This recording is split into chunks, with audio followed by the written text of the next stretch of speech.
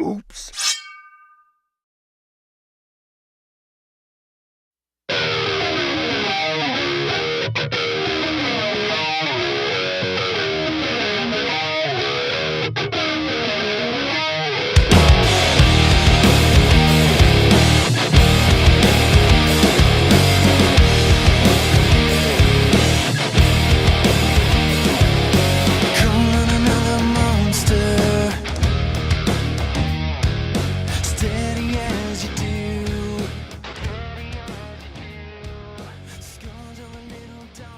Welcome to the Lift Heavy Run Long podcast, episode number 131 with Todd Hinton. You can find us at www.liftheavyrunlong.com, on Twitter and Instagram at liftrunlong. Also, feel free to email me directly at the address wilson@liftheavyrunlong.com. Please subscribe to our YouTube channel and leave us a 5-star review on iTunes. If you're not a member of our Facebook group, you should be, because we want you to be there. Search for Lift Heavy Run Long Community and request to join right now. My name is Wilson Horrell. I'm one of your hosts. I'd like to remind you that the Lift Heavy Run Long podcast is not censored, so listen or watch at your own risk. Someone is deep breathing hardcore into their It is not me. It's Brian Thirsty Swanson. Dang it, Swanson. Was it me? Get it together. All right. Guess what we got? Lift Heavy Run Long has an app. I want to tell you about it. Did you know that we had an app? I do know that we have an app. We had one last week, and we still have one this week. We still have an app. Oh, wow. Is it the same one? And there are still people on it. It is the same one, but it won't be forever.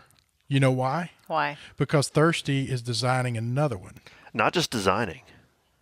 We've started writing code. It's going to be Whoa. huge. This is going to knock your socks off. So get ready. Wilson and I just get amped up every single day talking about it. I stay amped all the time about this. It's going to be unbelievable. But for right now, I sound like Donald Trump. It's going to be unbelievable. It's going to be unbelievable. It's going to be huge. It's going to be It's gonna be huge. It's going to be the best. It's going to be the best app ever. It really the is. Best app. For $3.99 a month, you can get on the app that we have right now, and you can be part of the Lift Heavy Run Long community. You'll have access to the greatest trainer in the world, Valerie Hunt, and you will be given 4 barbell strength exercises each week, 4 WODs every week, and 3 bodyweight exercises every week.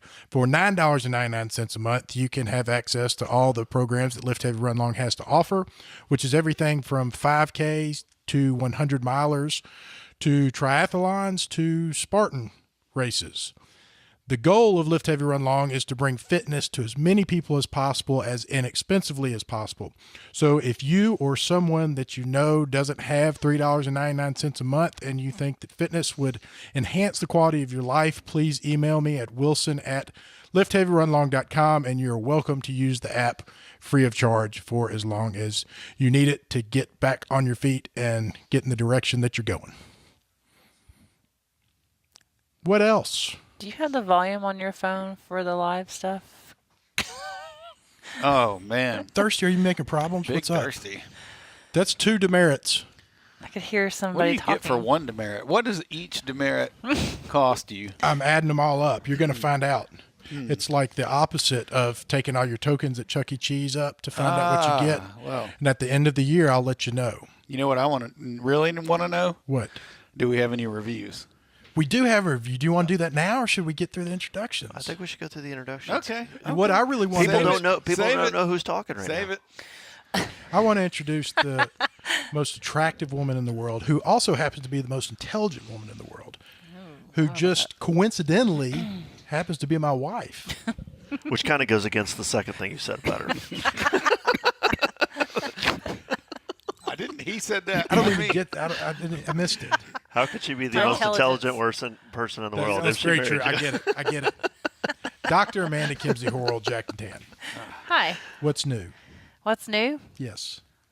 Just another day. I started back to the gym, working out, lifting a little bit of weight. Feel good? Is that your first work? When did you start back? Last Friday. So this is my So- 3rd workout, 4th workout. So what? That's about 5 days after Dopey. You started back. Mm-hmm. Yeah. Yeah. Cool. Just curious.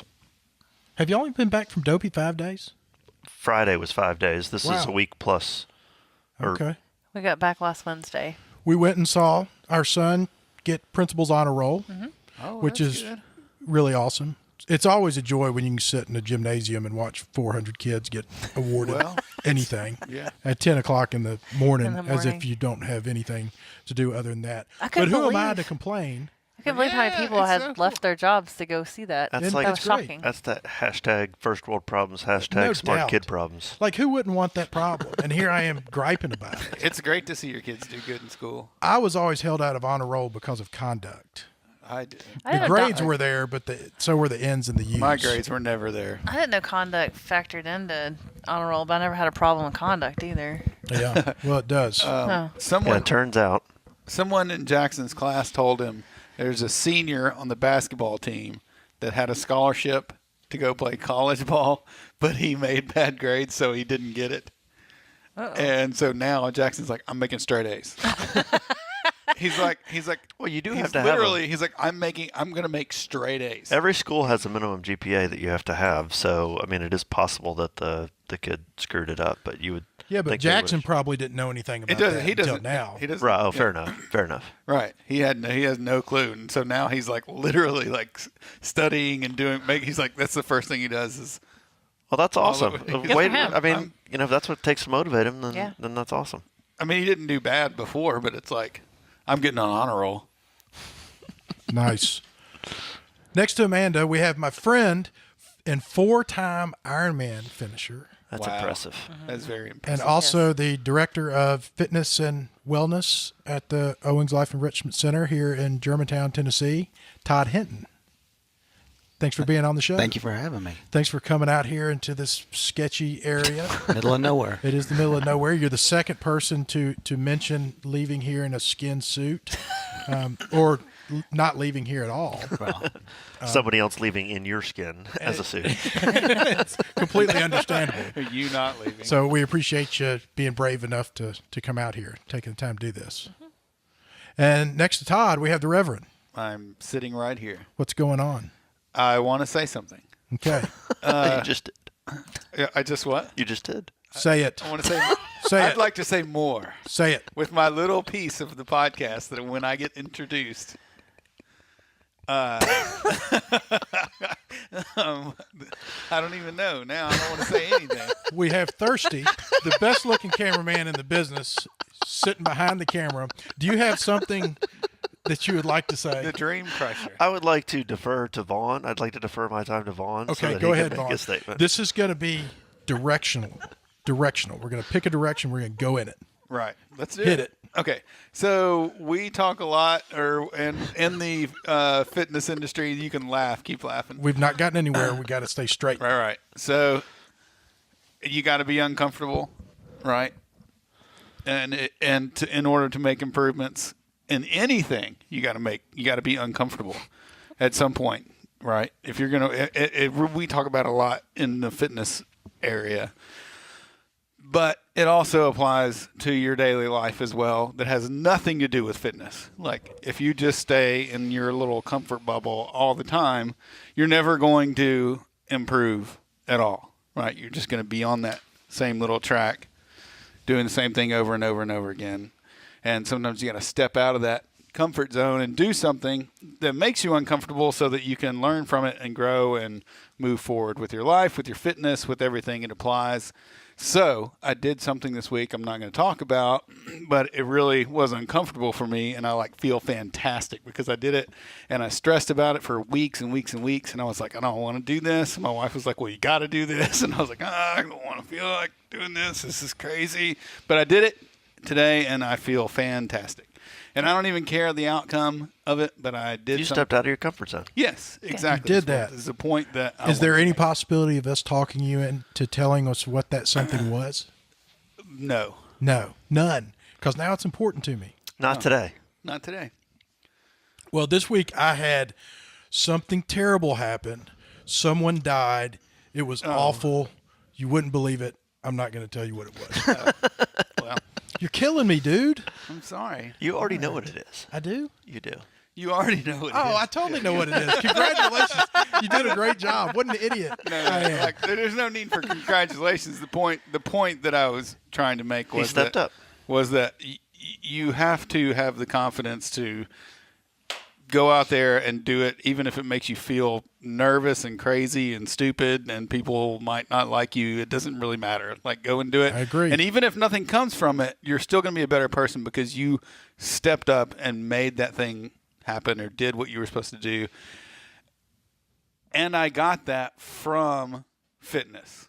Yes, I absolutely. would never do that had I not had the experience that I've had over the last 5 years in the fitness space. I hate saying fitness space, but you know what I mean. Correct. So I literally told myself this morning when I woke up, I was like, put on your CrossFit coach attitude, right? Like, this is no big deal. You can do this.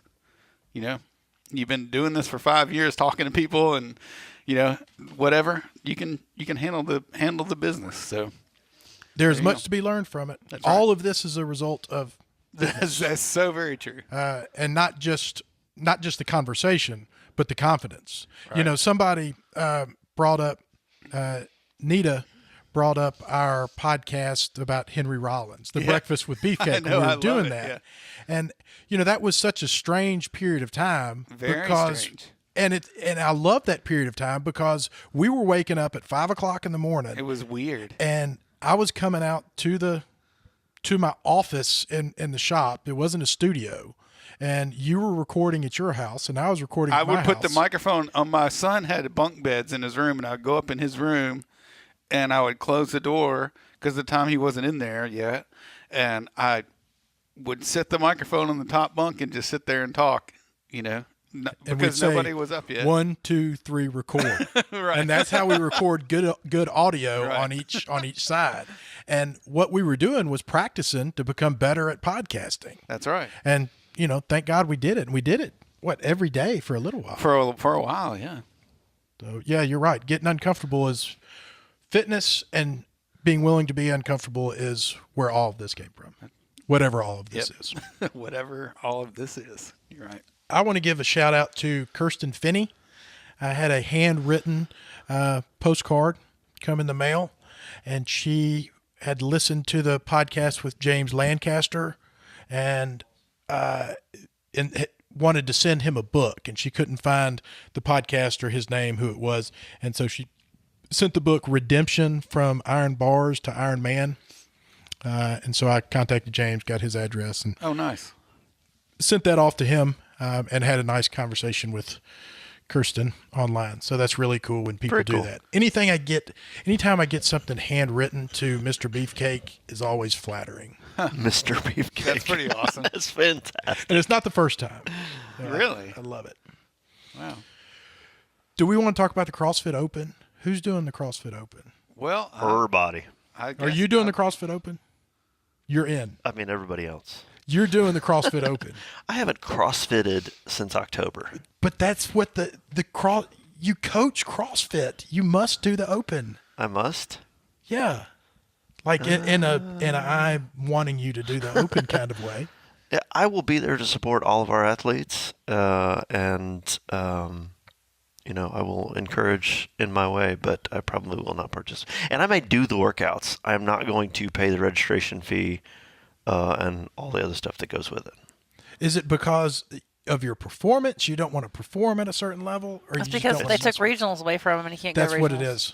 Yep. They changed the Yeah, I mean, changed the rules. I on haven't you. been invited to a sanctional yet, so Is it because you missed Dubai? I don't think you get divided. You don't get invited, do you? Like I don't know how you it have works. to just go to it. I'm just being a smart It's the handstand push-up standards. He doesn't. Do have you to- really? it is. Did you just have to go to Dubai? Is that how that works? Well, no, you have to live there.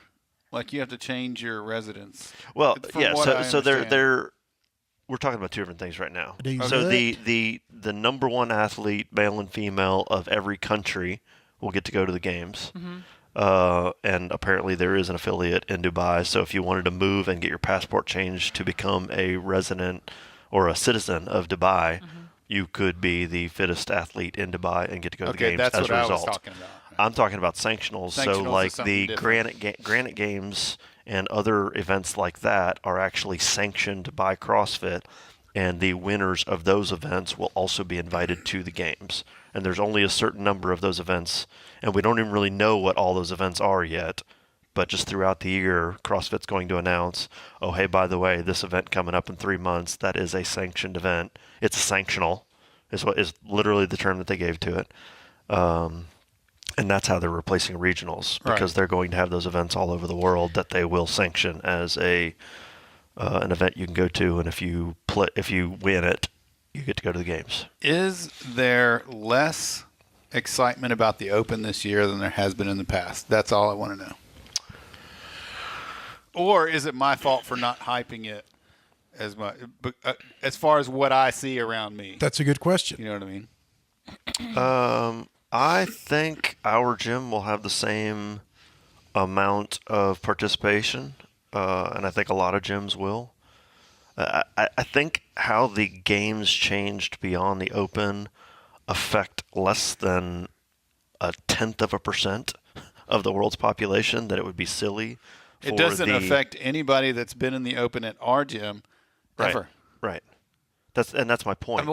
That's not true. So That's not true. if somebody at our gym says, screw the Open, I'm not going to do that because the way HQ screwed up, the regionals and the games, you were never going. I mean, not never, but you've never been. So this doesn't really affect. You were never going. But this doesn't affect like your life. I mean, you still show up and compete. So it should not affect, in my opinion, it should not affect participation at the gym level at 99.9% of the gyms. Well, that's what's always been fun about it, is that it has absolutely nothing to do with the CrossFit Games at all. Well, as far as we're concerned, for most of us, what it has to do with is that I beat you and you and you and everybody else in my little group, and if you beat me, I'm gonna be like, I'm gonna get you next year, So it's like it's that little community and competitiveness within our little group. I don't even care about outside of those 100 people. Like, I don't even. Well, there hasn't been a lot of talk about it within the gym, but I also feel like that I think people are kind of seeing how things are going to shake out. CrossFit has lately been jumping the shark in terms of everybody's kind of like, what's going on with what's the direction? As far as what you see HQ doing, right? Not like what you see. Which I think that people are doing. watching that kind of like we're going to watch this, the wreckage of this train for a little while, and then when it comes time to do the Open, everybody's going to go in and do the Open. It's so fun. I mean, how can you not participate? I don't know. I love it. Todd, do you do the Open?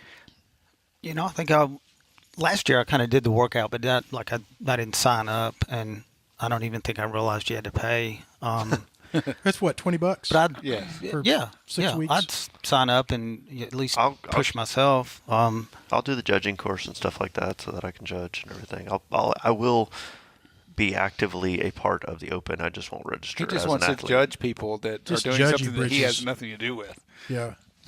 Just tell people what they did wrong. That's what he wants to do. That's pretty much what I do in most of my Crush their classes. dreams is what he wants to do. He wants to he wants to let me finish and then be like, oh, that was a no DQ'd, rep. no rep. You should come do it at Olive Branch CrossFit. We have a thing. We do it every Saturday. You're more than it's welcome. fun. A lot of people. Yeah, so during the Open, Saturday morning, 9 a.m. We do a workout every Saturday at 9 a.m. anyways, but during the Open, the Saturday morning 9 a.m. workout is the Open workout, and we usually run several heats of it, so you're definitely welcome for free. I want to do one of my favorite things. Read a review. I'm going to go get a bite to eat. Hey. Y'all have fun. Your wife knows you better than I do. Speaking of my favorite things and eating, it's actually talked about in this review, which Okay. y'all better not know anything about because I don't want y'all reading reviews ahead of time. We've talked about that. I don't even know how to read reviews ahead of time. Vaughn Me neither. has already broken that trust. I have not. So I've got to keep this my week, eye on him. This week I have not. It looked like you got surprised by a review. I did. It came in. And I had an hot. idea because of something else, but I'm not going to go into it. Okay. The perfect trifecta.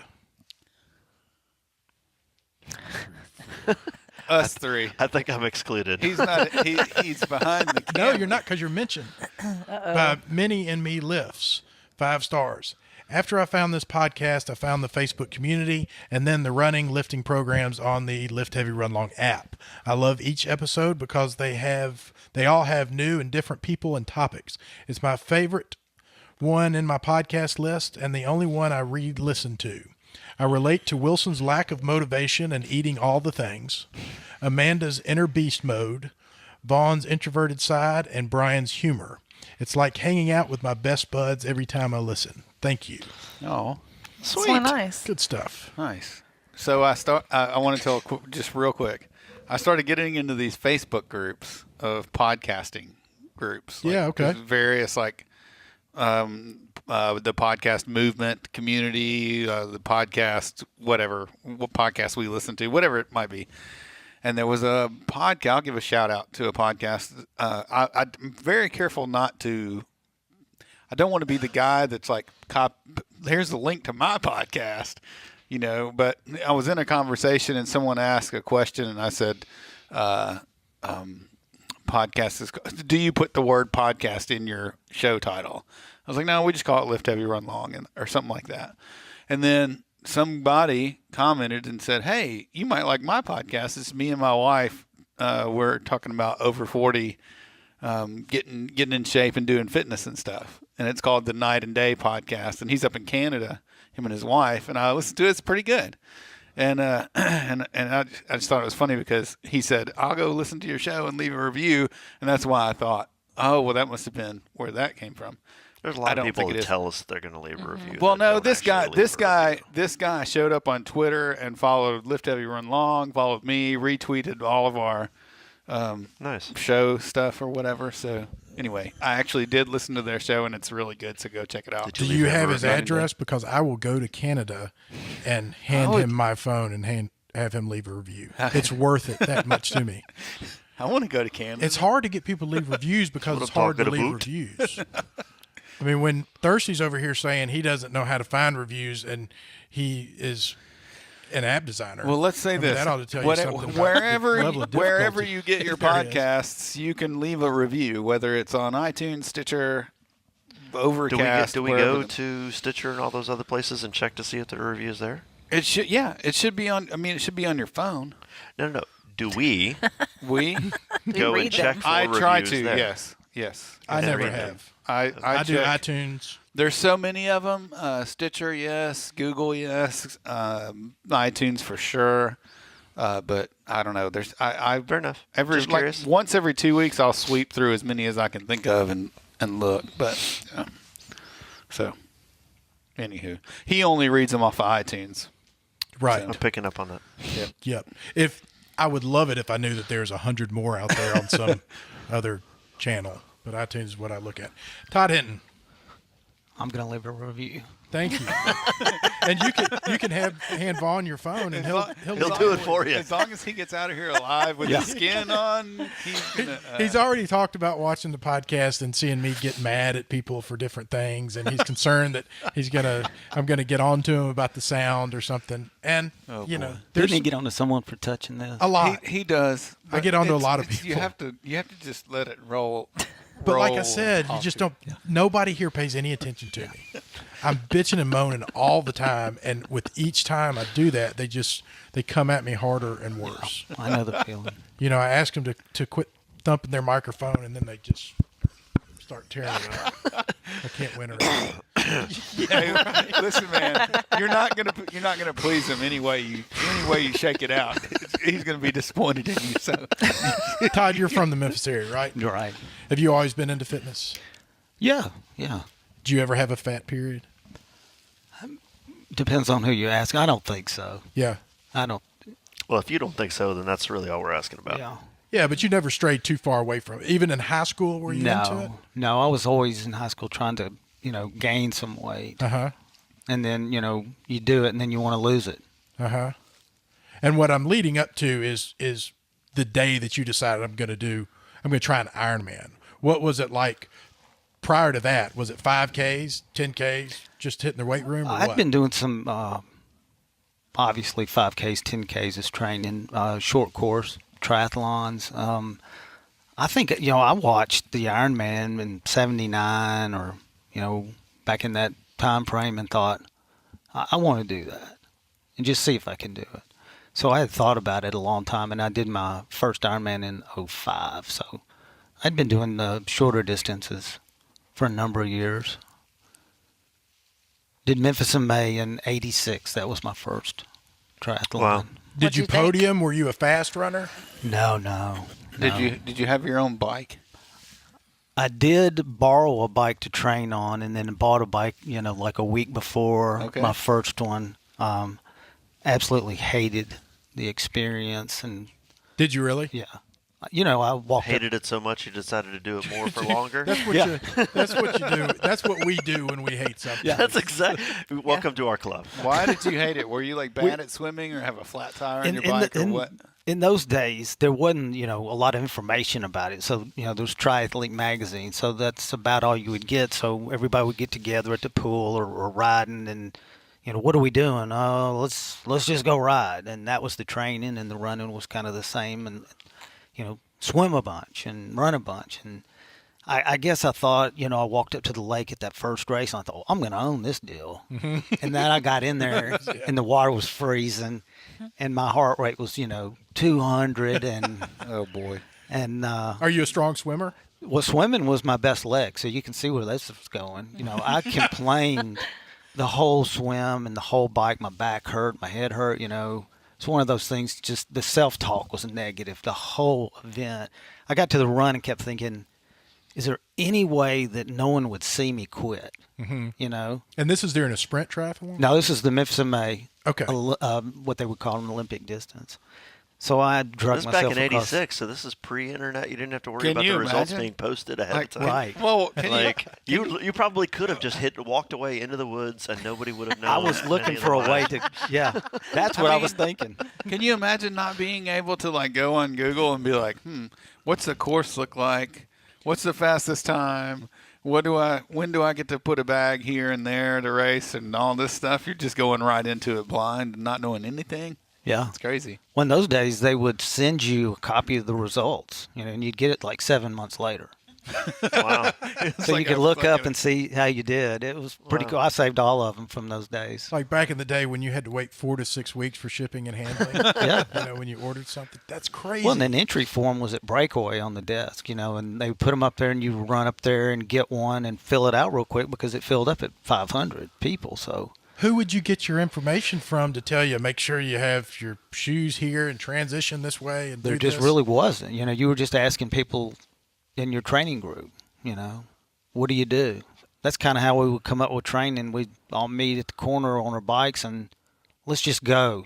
No one had any gels or any of that stuff in those days. We'd go out to Fisherville to the store and get it some Cheetos and a Coke. No and idea ride how far back. you're riding because you don't have GPS or anything like that. Wow. I mean, Right. That's interesting. that's an interesting time. Like, I mean, because, the courses, I'm pretty sure even back then were certified. So, like, unless you've driven it, like whatever you're riding as your training ride, you don't really know how far you've gone to know if you've gone, did I do 60 miles? Did I do 100 miles today? Like, what did I do? And is it enough?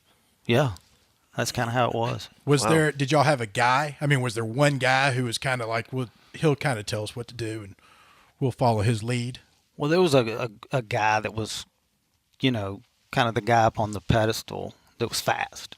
And he was kind of the one you would look to at the pool or, out on a ride or something, but not really because he would, he was fast, so he left everybody.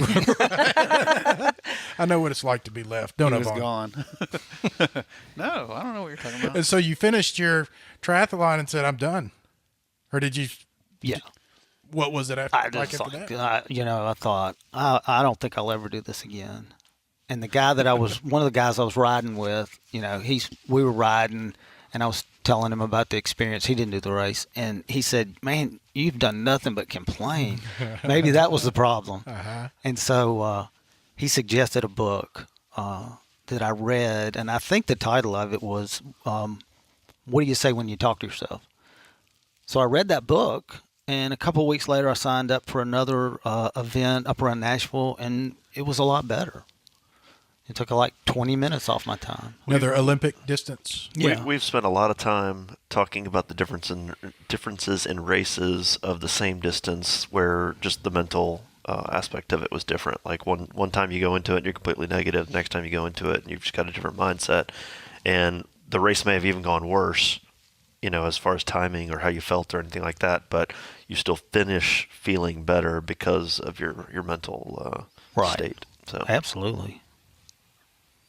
Well, I think that I've tried to do the interval running and having like a strategy, and whatever the interval is. But I can't run like that because all of my physical activity is based around emotion.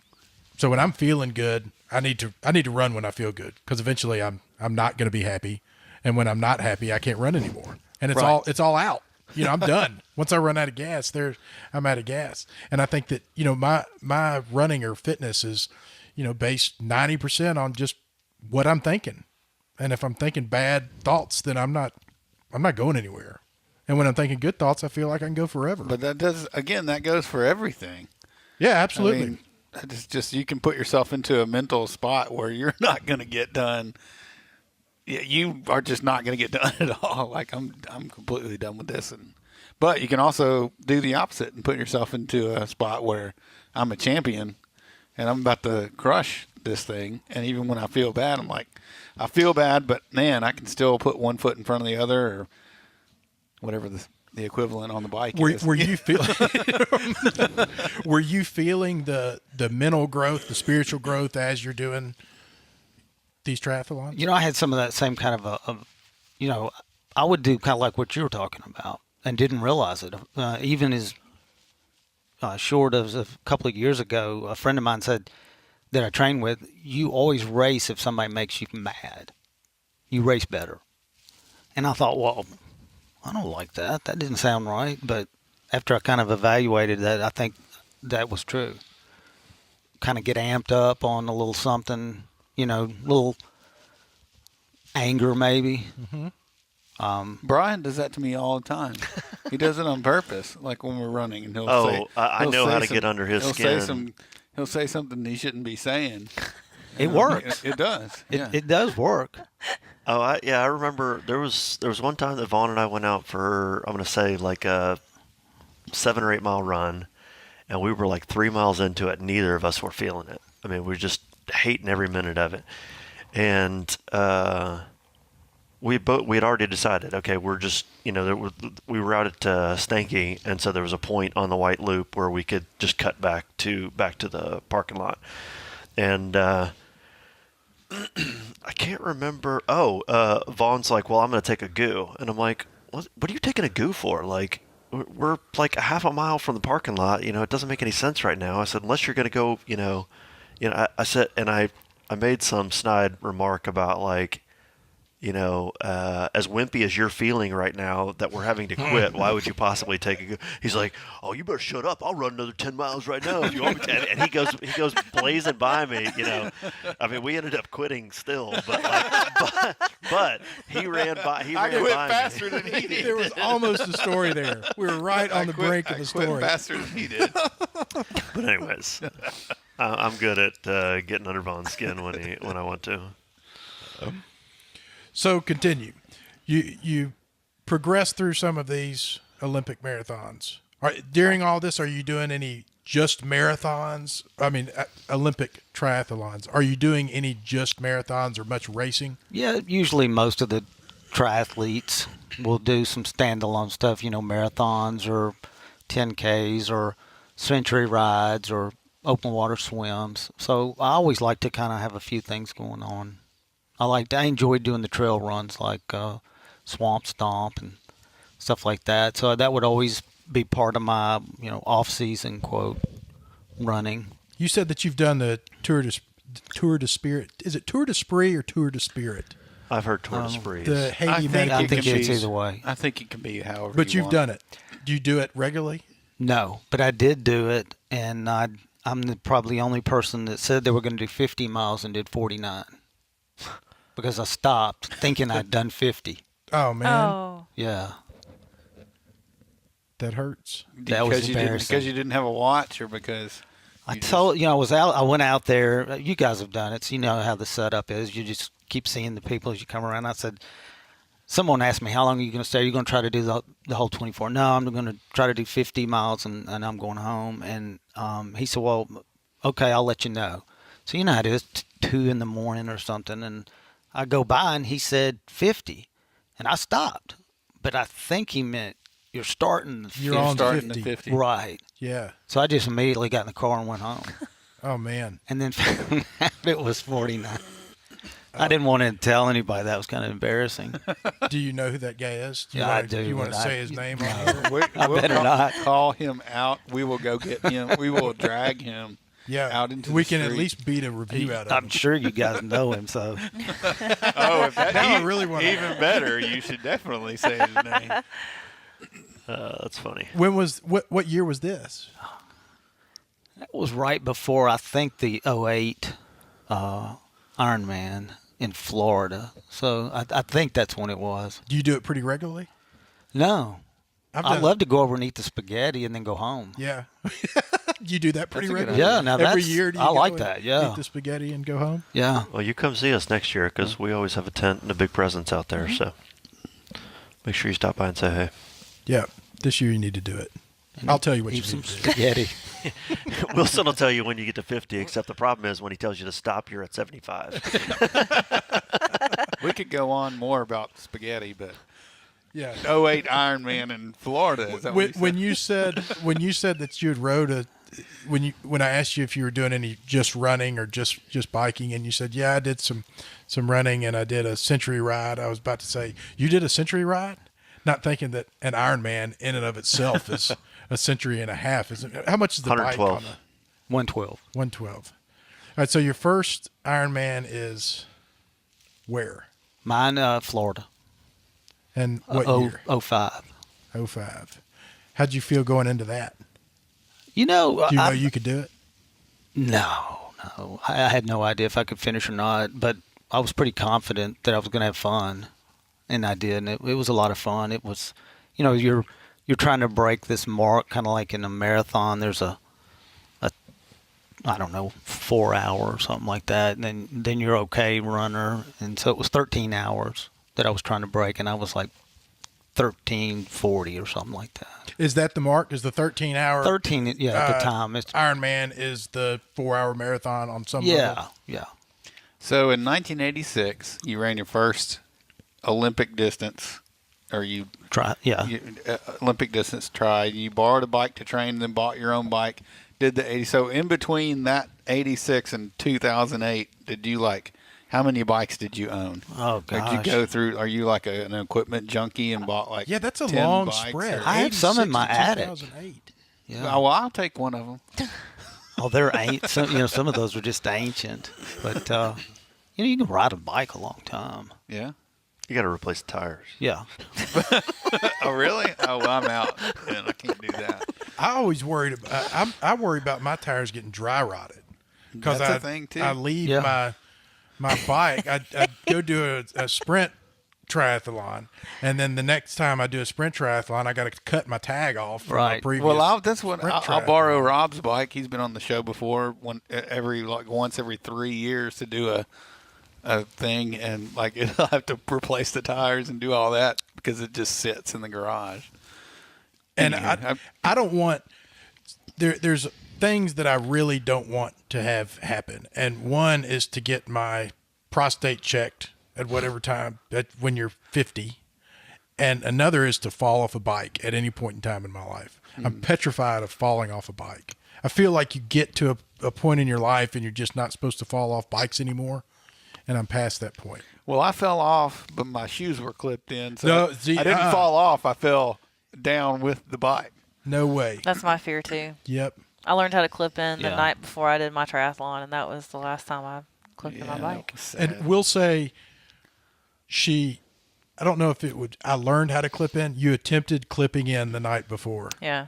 And that didn't, You had to catch me because I about fell over. that was not the best. I wasn't the most comfortable at the moment that Amanda was learning to clip in. And so then she's going to do a triathlon the next day, and she's not swam ever like any of the practice. And I thought this is going to be rough. If she can get her feet in there once, we'll be all right. But, you know, that initial clipping in, when you haven't clipped in a bicycle in a long time, yeah. is pretty intimidating, Or ever, yeah. especially when people are coming out at the same time. Oh, I was super last. That was good. It was Are wide y'all open. clipping in at this point? Oh yeah. And When your did first clipping in Ironman, start? 2008. I think there was people had clip-ons and you know, probably 86, even that far back. Okay. And so how did your race go? Tell me about your Well, first it was. Ironman. You said 13 hours and 40 something minutes. Yeah, something like that. It was. I enjoyed it. It was a fun experience, and Florida's a great place to go to race because you can stay a couple of days. But swim was open water, which I enjoyed, and it was a mass start, so it's like putting 3,000 people into the ocean at the same time. It's in the ocean. Yeah. Dang. And there is 3,000 people yeah, there? 3,000. How do they do that start? It's They just say, go. hit Just it? go. Yeah. Oh, my God. And yeah. everybody, and they're just. I would be the guy holding back. Be like, Yeah. y'all go on. I'll go ahead and take the 10-minute hit. but, you know, 2,999. Yeah. Did y'all start like we that? did wave starts for the half that I did. What's a way? How many seconds? They start I think one it per- was one every. I want to say every 5 minutes. And it was probably 50 to 75 of us each time. That's a lot. Yeah, I mean it was still intimidating, but I was intimidated by the open water, so that's you know, and having anybody else around me was kind of freaking me out. But I started in the back as I planned to make sure that nobody was coming over me and kicking me or punching me or anything like that accidentally. So. And that takes a lot of effort to make sure people aren't around you. I mean, when you're swimming and trying to get somewhere, when you got to stop and see what's up, Especially if It's it's that impossible. many an people. inconvenience. And what kind of ocean water? Obviously salt water, but are you in like a bay or is it wavy? No, it's just right there at Panama City Beach, God. right by that big nightclub. Gulf side of the Wow. ocean. Wow. I like that. I like the mass start. That's kind of the original, and then they started going to waves and time trial, and but most people don't like that, and that's probably why it changed. So I think the first year and the second year I was in Florida, 05 and 06, somebody drowned both years. Wow. Really? Oh my gosh. Wow. Is that a regular thing for someone to drown in an Ironman like that? Unfortunately, it happens more often than anybody would like to admit. I mean, people have drowned in like the Chattanooga Ironman, Yep. you know, and that's a downriver. You're going downstream. You're carrying straight, yeah. But it's one of those things where somebody got caught up under a rock or under a branch or something like that and couldn't get Man. loose. And Wow. I never yeah. thought about that. Would it be inappropriate to jump straight from that to what that nightclub is in Panama City? What is it? Club is- Club La La Vila? Vila. La Vila. Yeah. It is. That- You're right. I wonder if that place is still around. I don't know. All right. So Anyways. let's go to the second Ironman. What happened between the first I want to hear about the Ironman? swim. I don't know how long does it take to swim the Ironman part. What's the distance of that? If you're a fast swimmer, you can swim it in an hour. 2.4 miles for a full distance Ironman. Oh, dear Lord. Ooh, that's a long way. That's That is scary. Never gonna happen. And that's an hour. And when you It took you how long? An hour? Hour and a half, 2 hours. my best swim in Florida, and you know you've got the waves bringing you in, was right at an hour. Gosh, That's impressive. I did a half Ironman, and I technically timed out on the swim. An hour and 20 minutes is what it took me to do the 1.2 miles. Okay. So you said you have the waves bringing you in. So is it like, let's say I go down to Panama City Beach. Is it just like running out in the ocean? Right. Swim out against the waves for like a mile. Yeah. And then turn around and come back? Is that Yeah. how that works? Well, you go out and then it's over for a distance, and then back in, and then you go back and make another lap. Wow. Okay. So you're fighting a lot of undertow and current. Yeah. I Well, guess. whatever can the and- whatever the waves happen to be that day Then- is your. The second time down in 06, it was real choppy, big swells. Wind had been blowing pretty hard. It was even kind of cool. I didn't do what I normally do, which was to go out right behind the fast guys, try to get some open water. I kind of held back for whatever reason. But when I got out there, I was surrounded. Had somebody on both sides, in the front and the back, and the swells were so big you couldn't see the buoys. So we were swimming up trying to see the buoys, and I actually thought, Oh my God, that would scare Me too. the crap out of me. it did go through my mind. I'm gonna die. I'm gonna drown because somebody's gonna pull me under. Yeah. Because people were panicking. They were grabbing your arm, your leg, everything. That's the concern. And you just had to swim as hard as you could to get away from them and make that first lap, and it was a lot better. Wow. Had you trained in the ocean at all? I'd been down and done a half iron down there in the same place, but no. Well, it takes such a small amount of water to intake and throw you off. I mean, when you're swimming in a lake with no waves, perfectly flat, and even with people around you and splashing, and you try to take a breath and you take in water, that can really mess you up. I would think that when you got 3,000 people, an ocean, wind, that's current, you could. That's my worst nightmare right You there. could feel like you're dying quite a few different times, and your first instinct's going to be to grab somebody and Yeah. pull them. Yeah. I really did think I'm going to drown. And I think that was the year. It was a guy and a girl. I can't remember which way it went. If it was a girl the second year, drown. And, of course, they've got the sea dudes out there trying to help, but They don't stop the race. They just no. Well, but it's hard to keep track of every swimmer. You know, I mean, you have brightly colored caps on. Like Ironman actually gives you a cap that you have to wear that actually shows. Now it shows what wave you went out in, and but it's. I mean, still, if there's 75 people going out, it's hard to keep track of all 75, making sure that you can count 75 caps in the water at any given time. So you're going to lose track of people. wow. I would rig up like a flag and a strobe light that stayed up Shoots on top up of in me, the air and a while bobber. behind me. And tell them, like, if this bobber goes down, then Got you one need of to those get over there. drones flying behind me. So you get out of the water and you get on the bike, and what kind of heat are you dealing with? Down in Florida, it wasn't that What bad. time of year? I mean, I'm sorry? This was November. November, okay. 1st of November, so it could go either way. I had one year where I had, leg and arm sleeves on, and then, another year it was really hot. So you never know what you'll get down there. You get on the bike, and it's kind of like settling in because you're going to be there a while. That's like 5 hours of Wow. just Oh, it is. riding. Yeah. And eating, riding and eating. Yeah, because you're not likely taking in any nutrition during the swim portion. So, yeah, you got to catch up on your calories at the point that you're getting on the bike and get ahead of it so that when you're finishing off the bike, you can immediately go on the run and you're not in a deficit. You can run a marathon. And then After that. then you're starting a marathon. Yeah. What Oh, kind my of calorie intake are you supposed to take once you get on the bike? I would hear everything from before my first one.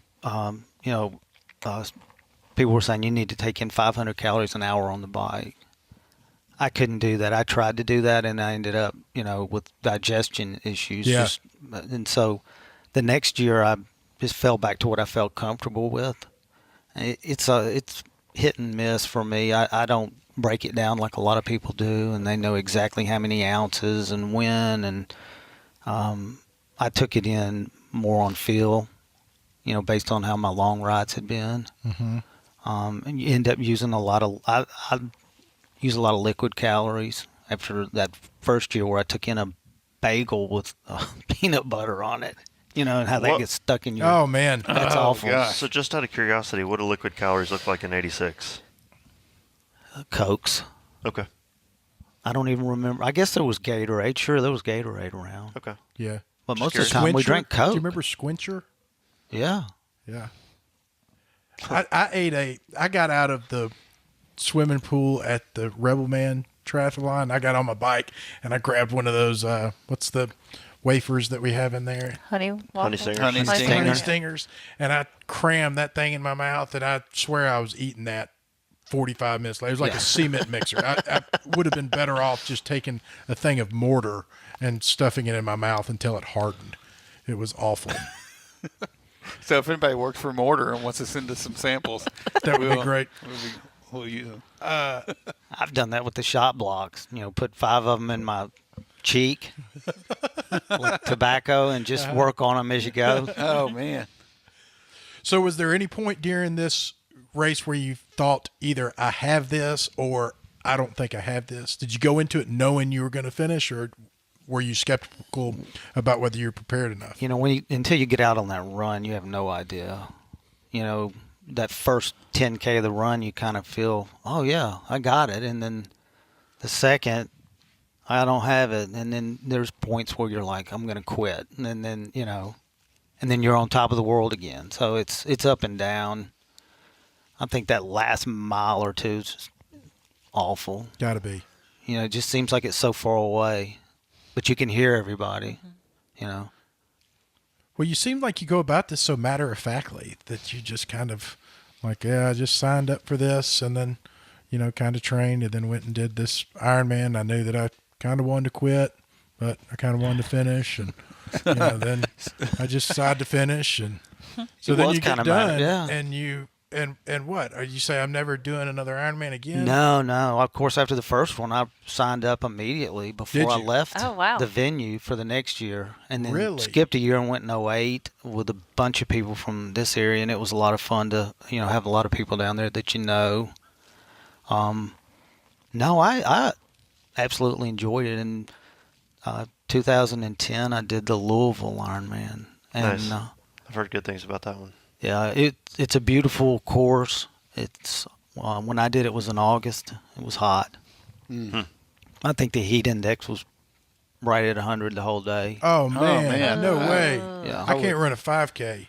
You wouldn't get I don't even leave the swim would be about the only thing that would feel good. The swim was in and then you would dehydrate your ass off while you're in there and not know it. Yeah. And then you get out of the water and tip over.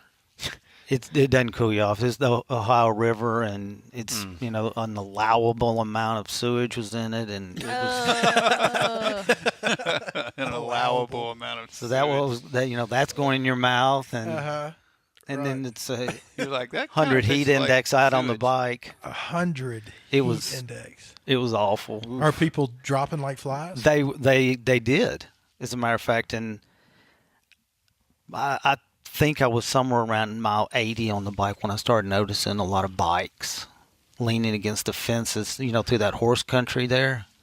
And I thought, well, man, this is beautiful, but I can't believe they're stopping to look. It didn't dawn on me that people were dropping out of the race. And I saw some bikes around a tree, and I thought, man, these people, they having flats? It didn't dawn on me until I passed a fire station, probably around mile 101. And there were bikes in there, and you could see some athletes standing in there. And I thought, what, and that's what was happening. A lot of people were dropping out of the race. I'd heard 800 people. I don't know if that was correct or not. Out of how many you think were in it? Probably around 3,000. Are you you're still at that point self-coaching? Yes.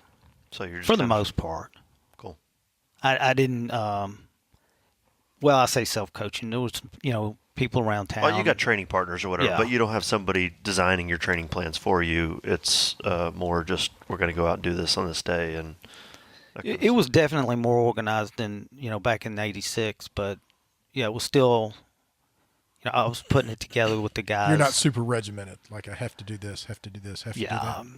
I did not swim very much for most of my races. I just needed to use that time for running and biking. So I might swim once a week, especially for that one in 2010. But, biking and running, I just needed to spend more time. That's the majority of the race anyhow. Sure. I realized that Ironman would have, depending on where it was and the conditions being very different, but is there sort of a success rate rule of thumb of people that finish or don't finish? That are technically finishers that finish under the time limit? That kind of, what is the time limit of an Ironman? 17 hours. I don't know. Yeah. Yeah, that's not a lot of leeway to do all that action. What is your best Ironman? The Florida in 08 was my best. It was 11:50, I think. Are you signed up for any Ironmans? What's the? No, I don't. Men's? I never say never. I just kind of lost my taste for it after the 2010. I did some shorter races again. Try to do that red line in your heart rate, and that was fun for a little bit. And then I was looking for something new to do. Something I knew of CrossFit. I didn't really know much about it. I was aware of it. And I started doing a little bit of training where I was mixing weights, out of my house where I could, run intervals and come back in, do pull-ups and stuff like that. So I was looking for an event that I could do like that. And that Spartan, I think it was the Ultra Beast is what they called it. I thought that looked like fun, so I signed up for it and started training. And basically, it's a marathon with Damn, that's a mother 52 race, isn't it? obstacles. Yeah. Again, very just matter-of-factly signed up for a Spartan Beast. Ultra Beast. Like the biggest Beast. one they have. Jeez. The Beast. Did you finish it? Well, I didn't get to do it. About 3 weeks out, we were down in Florida, and I was doing some running in the sand, probably not very smart, and had an injury and didn't get to do it. So I was kind of bummed, and I was kind of burnt out on triathlons, and I wasn't going to get to do that. And that's when I started really, investigating CrossFit more. And the more I learned about it, I was sold. I loved it. And so I haven't really done much, long stuff since I learned about CrossFit. Now And didn't you go down and work out with Rich Froning and his crew? Yeah, I did. I just did that this past Labor Day weekend. Cool. It's That was a fun time? Train with Rich weekend. I saw it online, signed up. I thought, what am I doing? But, I thought, hey, I'll at least try. If I don't like it, I'll come home. And it was a blast. And, full disclosure, that was my first time in a CrossFit gym. That's Wow. funny. Yeah. That's how to just. Of course, no one asked me if I'd ever been in one, so I didn't feel like I needed to tell them. So did you go to Cookeville to his gym? Yeah. And you said all the people there were totally cool and accepting. Everybody was really neat. It was kind of like how the triathlon community was back in the 80s. That's what it felt like to me, Everybody's kind of, it didn't feel real competitive. It seemed real grassroots. I think at the point that you're in a room working out with Rich Froning, you pretty much have to put your ego aside and assume you're not going to be the best person in the room. So why would you be competitive? You know what I mean? At least that's how I would kind of approach it. It's like there's no sense in being competitive here because that's Rich Froning. And he didn't seem to make anybody feel not at all. Yeah, just a normal, approachable person that just really likes to work out. Yep. I mean, and is really good at it. Yeah. That first night, that Friday night, I was kind of nervous because, like I said, I didn't know the jargon or anything, and we're all in a big conference room, and he comes in. That's the only time he had a shirt on the whole weekend. I would be the same way. Absolutely. I'm not gonna I wouldn't even own try a to shirt. pretend like. I'd be showing up yeah. at church with a tie on, Right. no shirt. Shirt came off, and he, said, we're doing this. And I think I heard somebody said, well, how long? And he said, until I get tired of doing it. And we just like rowing for calories, push up, bike for calories, and more push-ups. It was just this, and it was a lot of fun. That's I like cool. that. That is awesome. I thought when I got to the hotel, I'm not going to be able to get up Oh yeah, in the morning. There's the next day. I thought you were then going you to get- say, yeah. I'm never doing another triathlon Yeah. again. But the next day I felt great, and it was a lot of fun. Everybody was super nice, and That's awesome. his mom was there, and it was a lot of fun. Cool. We have a problem. We're over the hour, But we haven't done hypothetical but we situations. haven't done We hypothetical haven't done hypothetical. situation. So get ready. I thought about this one a lot, and I thought that it was going to drastically impact your lives. And I'm here to help. All right. This is going to help each of you. Who wants to start? Todd has to answer first, yeah. right? Todd, this one's you. So if you need a moment, think about it. Go ahead. All right. You can finish first in all Ironmans that you compete in. You can finish first in any Ironman that you compete in, participate in. But all you can do is bike as far as training goes. You can't do any other type of fitness outside of Ironmans. Or you can win marathons. Every marathon that you compete in, you will win. But all you can do is swim. Can't do anything outside of swimming. Ew. Or you can be the best at cycling and swimming, but you can't compete or train for running events. Wow. Get some of that. That's some deep stuff, man. Yeah. That's going to take that's this a lot to podcast to a process. whole new level. That's a lot to process. Yeah. So Todd, if you could win the one event but could only train in another style, what would you pick? What would you like? What would be your preferred training method? Oh, that's Do a the good way to biking. put it. That's a much better way to put it. What'd you say? The biking. Okay. You would win the biking, or you would only train biking? Only train biking. Only train biking, which would leave you, if you could only train You'd biking, win every marathon. then you'd win Ironmans. Oh, Yep. Well, that's good. Amanda? That was really long and complicated. I don't even remember the choices. Well, anymore. so you got swim, bike, and run, right? You can train one of them. it You really can really win- comes down to is what You can win Ironmans, and all you can do is bike. You can win I like marathons, and all you can do biking. is swim. Or you can win cycling and swimming, but you can't run or compete in running events. I like being on the bike. I think it feels good to be on the bike. I'd do the bike. So would you win biking events, or would you train biking events? Oh, I would train. You would train on a bike That'd be my method of working out. and win Ironmans. that's a pretty good that's gig. what I would pick too. Ron? I would squat. Honestly, the question kind of confuses me, so I don't really I would know what the run. answer is. Whatever the benefit of just running. That's what I would do. So he would win the swim and bike events. Yeah, you can win marathons, but all you can do is swim. No, I No, don't no, wanna he do wants that. to I just- train He wants to running. train I want running. train running. That way- wasn't one of the options. he Oh, gave. well, the way I guess I didn't even leave an option for running. the way Brian You put just it. can't run. Wilson hates running so much that it wasn't even an option in his hypothetical We forgot. don't situation. hypothetically You have to run an consider running. Lift Heavy Run Long, number 131 is in the books. Boom. Thanks for coming, Todd. Thank you, Todd, so much.